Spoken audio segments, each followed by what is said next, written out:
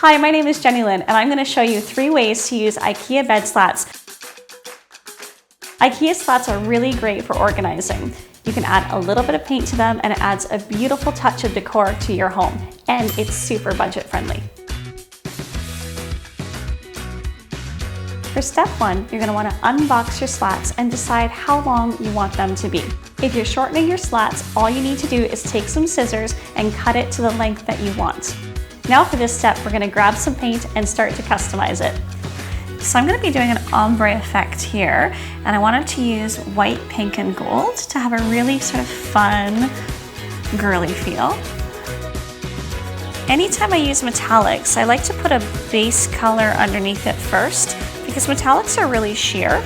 So I'm just using a white called Picket Fence first, and then when I put the champagne gold, it's really going to pop.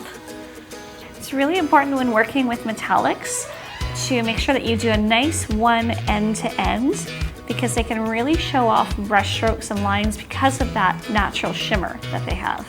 If you want to add some designs, just use some painter's tape or a finer paintbrush. While you're letting your designs and paint dry, grab your wall mounts and affix them to your wall. I'm using L brackets that I put into a vise and made into a 45-degree angle instead of a 90-degree angle. This step may vary depending on where you're going to be hanging your wall slats from. Now that your Ikea slats are dry, it's time to hang them up. This is the fun part where you get to customize your hanging rack. This project can be used for so many different ways. You can create a living wall and hang a watering can off it with some plants, or add some shoes to it by the front door, or keep it in your living room and hang magazines off of it. I'd love to know how you're using your slats. Be sure to leave a comment below or share some pics at Coral TV. Be sure to give this video a thumbs up and see you next time.